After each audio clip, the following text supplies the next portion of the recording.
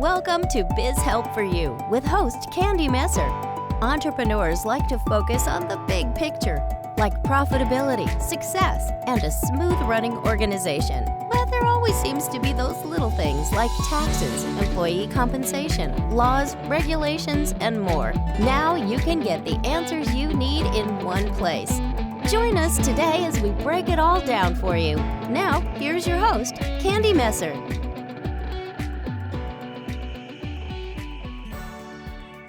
Hello and welcome to Biz Help for You with Candy Messer. Thank you for joining me today. I hope you enjoyed the topic of my last episode. And if you missed it and would like to listen to the show, links can be found on my YouTube and Facebook pages, as well as multiple favorite podcast platforms. If you'd like to receive notifications on when my podcasts have been uploaded, please like and subscribe. I recently presented information at a conference and realized it would be a great topic to share on my podcast. So today I'm going to explain what you can do to monitor your finances to more effectively manage your business. So before I get into the information that I'm going to share, there are some who maybe don't know me or my background, so I want to give a little bit of my history. So I never intended to be a business owner. It happened quite by accident when someone knew what I did as a full charge bookkeeper, meaning I handled all financial aspects for my employer for the company that I was working for. And she was helping her husband in his business, and she hated having to reconcile. She said, "I don't mind paying the bills or invoicing, but I really don't want to deal with the reconciliation. Will you please help me?" So after she finally convinced me to do so, and I had to get my business license and buy software and other things as well, I realized I needed to have a few more clients to make it worth the cost that I was going to incur. And now here we are 20 years later. And I have my podcast. I'm helping entrepreneurs along with many staff, by handling compliance things that they generally don't want to do, as well as educating on how to improve cash flow and profit in the business. So today I really want to talk about cash flow and profit and understanding the difference. So you may have looked at some point at an income statement, also known as a profit and loss, and said, wait a minute, it says that I have profit here, but I don't see money in the bank, and I don't understand how that can happen. So the difference is the fact that cash flow and profit are two different things. They really analyze two different things. So cash flow is the movement of money in and out of your business, where profit is subtracting expenses you incur from the revenue that you produce, and hopefully that's a positive number resulting in profit rather than a loss.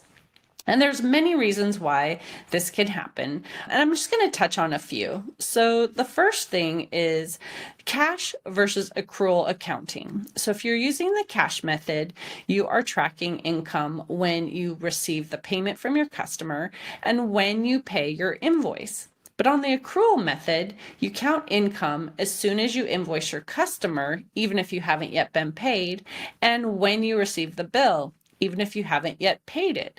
So the amounts are not correlated between your income and expenses and your cash flow because they could happen at different times.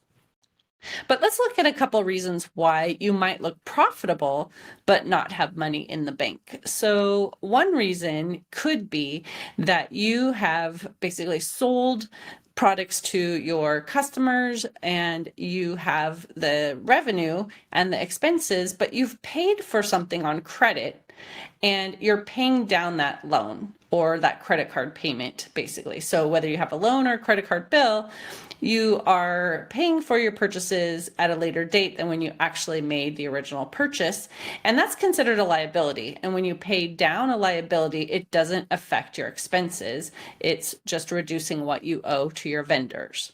And another reason could be that you are drawing money out of your business. Maybe you're a sole proprietor Or if you're an officer, you're not paying all of your compensation through payroll on a W-2, and so you're drawing money out as a distribution.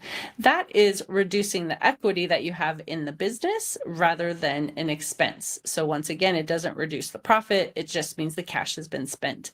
And finally, you might be using an accrual method again, and so you've invoiced your customers, that shows you have income, although you really haven't received the money yet. And so once again, you could theoretically not have the money in the bank, even though you show profit. There's also some things that are not tax deductible, such as taxes. So if you are putting things through the business that really aren't deductible, it's going to have spent the money, but it's going to look like you still have that profit. On the other hand, you could look like you're losing money, but have money in the bank. And so one reason could be that you personally invested your own money into your business, which increases your equity. It could be that you have a loan for your capital and you need to have, the expenses covered, and you needed to have an infusion of cash. So you got a loan from your bank or maybe some other type of grant that you received. And then again, that money's not considered income when it's deposited. And so again, you could have a loss because your expenses are greater than your revenue, but you have received money in the bank. And finally, you might have had an asset on the books that you sold. It's not inventory to a customer, so it's not considered sales or revenue. And you then have cash in the bank for that asset you sold, and then the asset amount goes down on the balance sheet. So that's a couple of the reasons why. There are many more reasons why you could have a difference, but I wanted to just give an example or two to just kind of help understand why those numbers are different. And so I wanted to just give a couple examples of clients that I've helped in the past and experiences that they had that then help them understand the difference between this cash flow and profit. One came to me about 10 years ago, and she said the IRS says that she owed $10,000 in tax, and she didn't know why. She didn't think that she had much profit in her business, and she had less than $1,000 in the bank, so she wasn't sure how she was even going to pay for this. And then we did the bookkeeping for her and found that she was putting a lot of things through the business that were not deductible. Meals that she counted as business expenses, but they weren't even meeting with a prospect or a client. It was she was out running errands, she got hungry, she grabbed a meal, or she even ran groceries through the business. So a lot of that was not deductible. She also ran some medical expense through the company, such as seeing her doctors or going to spas. That was not deductible as well. Personal care. So she had manicures and haircuts and things like that too. So the IRS says specifically for business expenses, they must be considered ordinary and necessary. And you have to have the business benefit, but generally not a personal benefit for it. So again, for things such as meals, you have to have met with a prospect or a business associate or some person and document why you had that meal. For personal care, you can't just have a haircut and write it off because that is a benefit personally. Only if you have something such as, let's say, headshots, or you're creating a video for your business and it's a one-time event, then that could be written off. But the rest of the time, you can't write those off. So as we went through and I explained to her some of the things that she was expensing that technically couldn't be written off, that's why she didn't have the money, but she showed profit. And while we were doing that, I also explained to her that she was spending a significant portion of her revenue on some particular expense line items. And I mentioned she may want to audit what she's spending on and potentially change how she's spending, because some of her accounts were exceptionally high. Even the professional development, which we know professional development is important. You learn skills, things that are going to help you be able to draw in additional customers and revenue. But she had spent a significant amount and then again, didn't have the cash to be able to pay her taxes or other things. So it's important to really look at everything that you're spending, making sure it is tax deductible, but even if it is deductible, making sure that it's not an excessive amount compared to the revenue that you are bringing in. Another customer had come to me. He was a CFO of the organization, and he said, I know I should understand finance, but I really need some help. I have 2 bookkeepers that do all of the work, but when I'm looking at reports, I don't understand why we don't have money in the bank. We do show we're profitable, but where did the money go? And so I did an analysis of his books, and we looked at from 2015 to 2019. He'd come to me in mid 2019 at this point. And what I found was that in 2015, he had the least amount of revenue, but he was the most profitable. So as they started growing and their business revenue was increasing, they started spending significantly more on labor and some other expenses as well. But their labor had gone up from about 27% as high as 46% one year.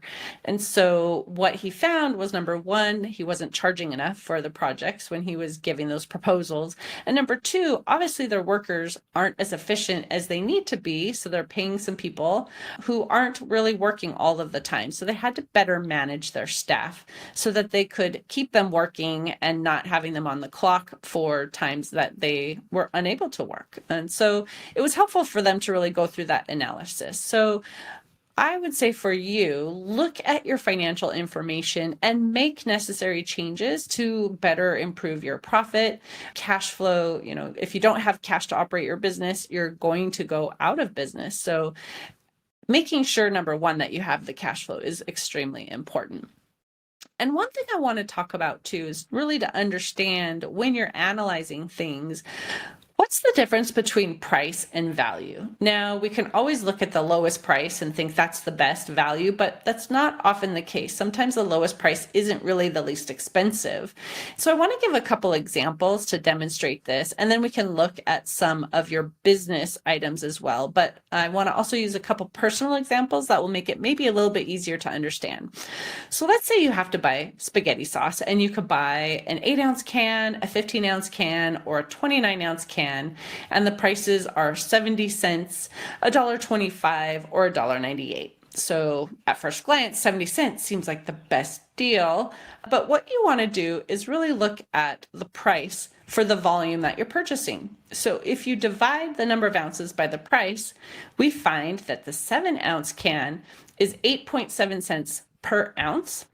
The 15-ounce can is 8.03 cents per ounce, and the 29-ounce can is 6.83 cents per ounce. So when you look at the total volume of what you're purchasing, then the 29-ounce can is actually the better value.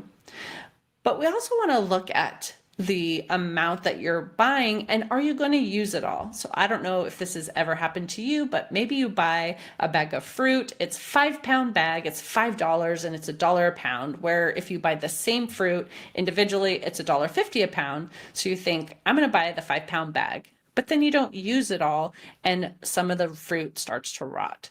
So in this case, let's say you bought that 5-pound bag of tangerines, but you only used 3 pounds. If you take the $5 divided by the 3 pounds, it's $1.67 per pound instead of $1.50 per pound at the individual price. So in that case, if you're not going to use it all, it might be better to pay a higher per unit price, but purchase the quantity you're going to use, which may be less expensive overall.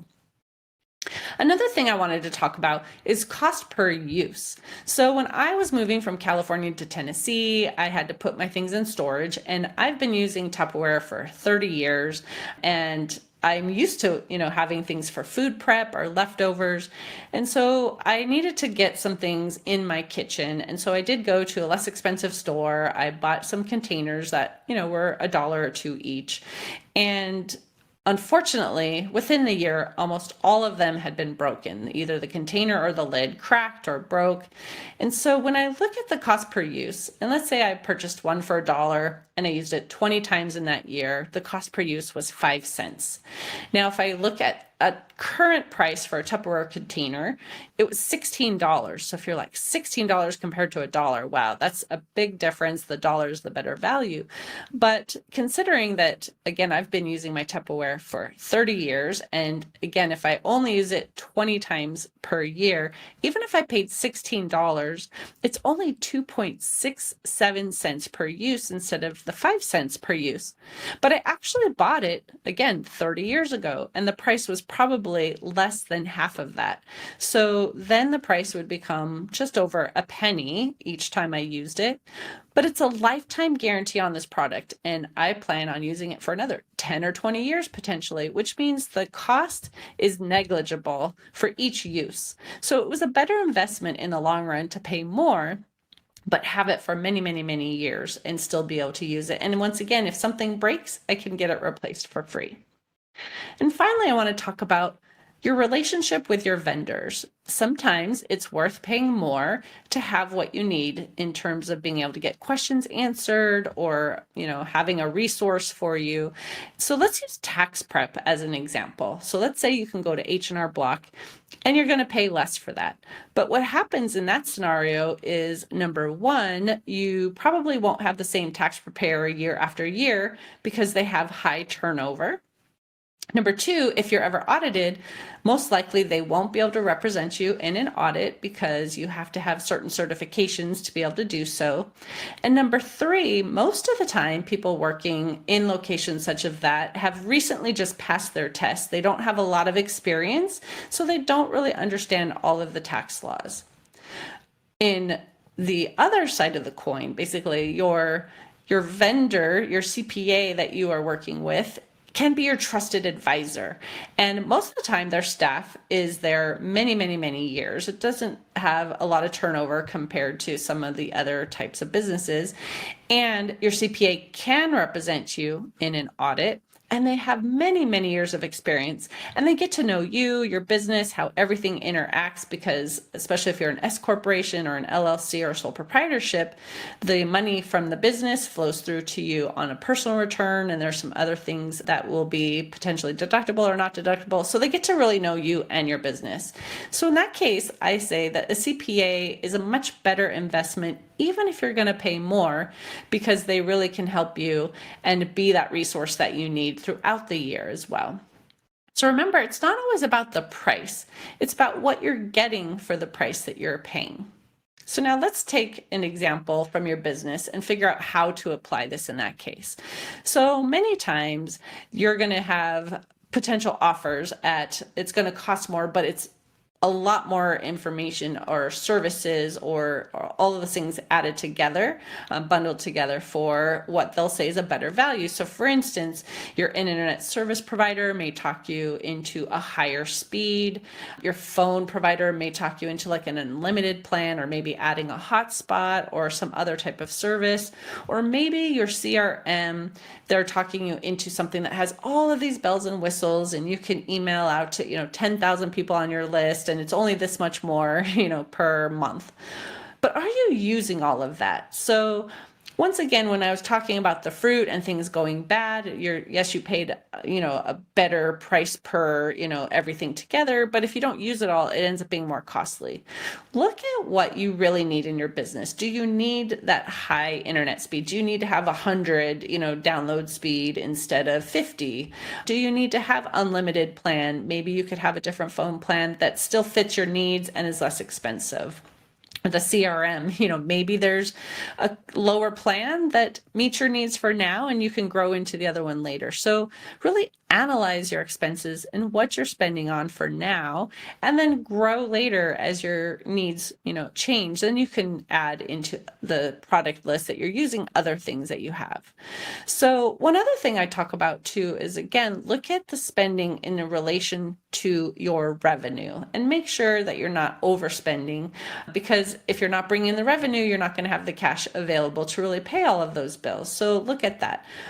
Also look at how does that purchase drive your revenue. So it may be that you're purchasing something now that's going to bring in additional clients and sales in the future. So you might need to get a license, a certification, and that's going to bring in more clients down the line. So it might be a very smart decision to invest in that program and not necessarily worry about how much it costs right now, because it could generate your return on your investment. And that's the key here, is looking at the return on your investment. I also want to talk about financing in business. As individuals, I often tell, people who are talking to me about their financial situation, if you cannot pay your credit card bill in full each month, then unless it's an emergency, don't use your credit card for purchases because you end up paying a lot more when you have that interest tacked on, especially if you're only paying the minimum each month. That purchase becomes extremely expensive over time. But in your business, there may be times where a loan makes sense. So if you have a growth opportunity that's presenting itself to you, but you don't have the cash needed to either, expand a warehouse, buy supplies, purchase inventory, getting that loan can give you the cash you need, which is going to drive your revenue, allow you to have even more sales than you have now. And so how do you determine if that's really a good investment? So what I say is take not only the interest that you will pay, but any additional costs you're going to incur because of the additional sales that you make. So as we know, that may take more labor or more utilities, more supplies to be able to offer that product or service. So what is the additional cost that you're going to incur for the additional sales that you can produce? And when you look at all of those costs, if what you're going to drive in terms of revenue is greater, then potentially it's a wise investment. So don't just shy away completely from having any type of financing in your business if you find that there will be a return on your investment.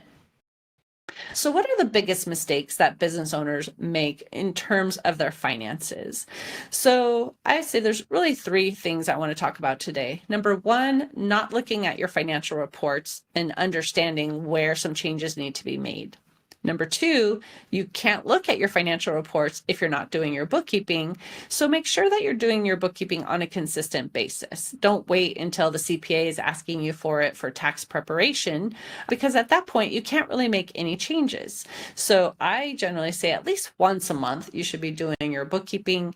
And if you aren't able to do it, you can outsource that. And many times it's better for you to have it outsourced anyway, because then you can focus on the things that you do best and grow your business and let somebody else handle that for you. But have it done at least monthly.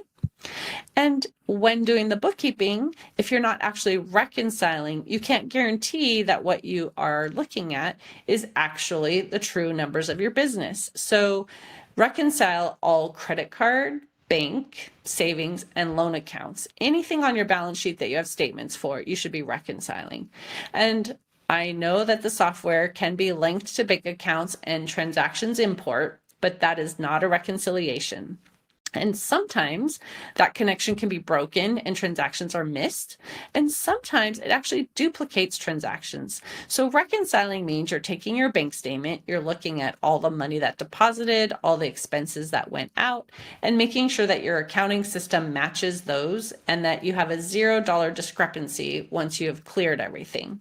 And if there's a discrepancy, you search until you find it and you fix it. And then you know that your books are going to be accurate. So do that as well. So again, make sure that you look at your financial reports, make sure that you're doing your bookkeeping, and make sure that you are reconciling.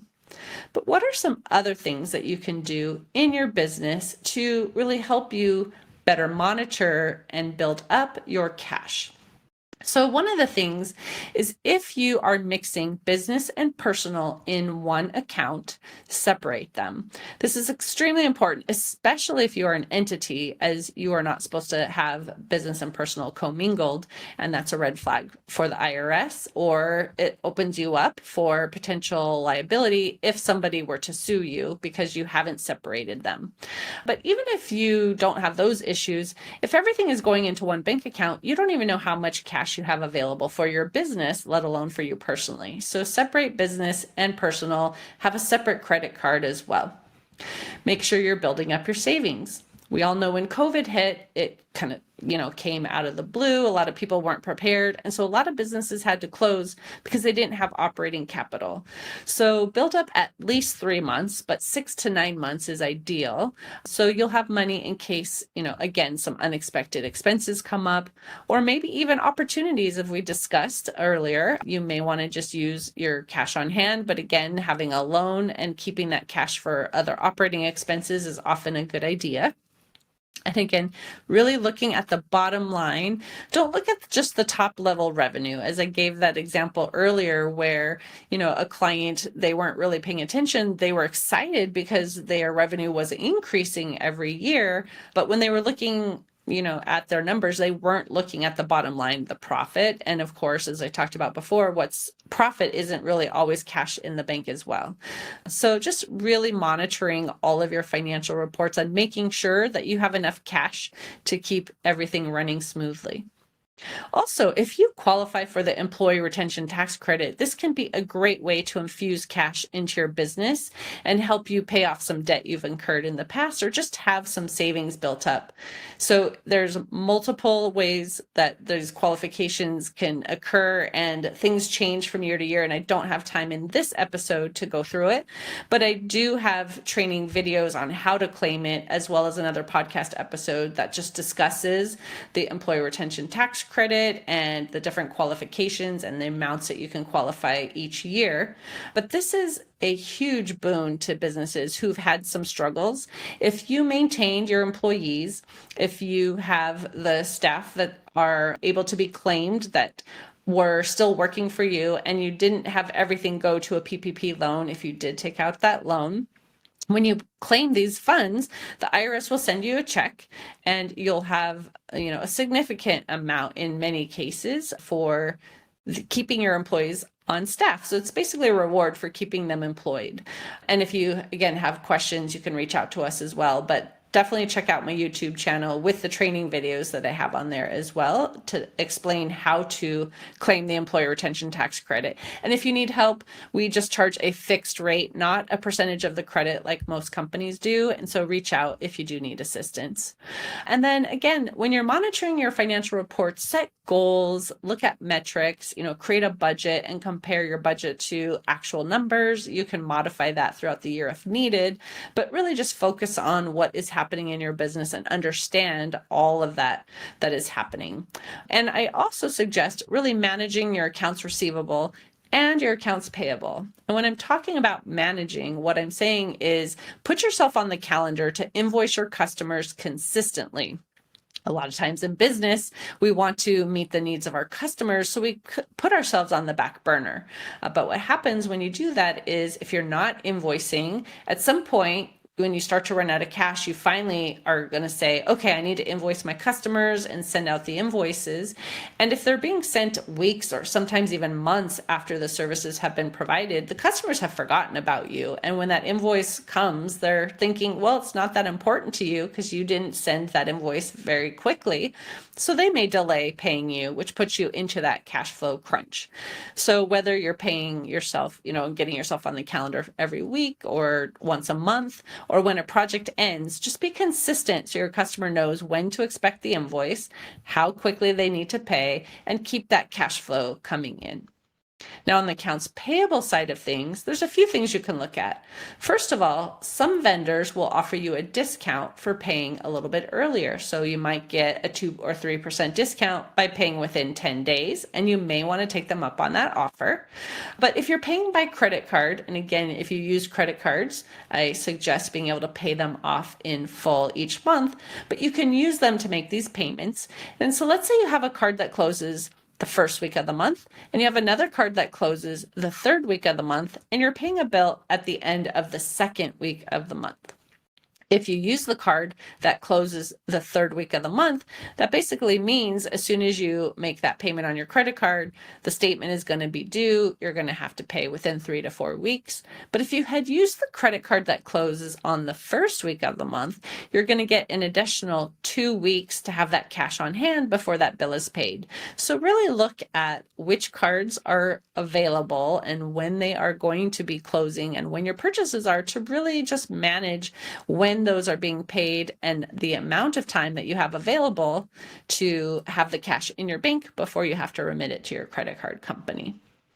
So my call of action to you is really take this information. I know it could be really overwhelming, but look at your financial information, look at your expenses and see, am I paying for something that I forgot about? Maybe you signed up for a trial and you had to give them their credit card and you forgot that that's still charging you and you're not even using it, or again, maybe some expenses, you're paying more than you need to. So look at your expenses and make those changes.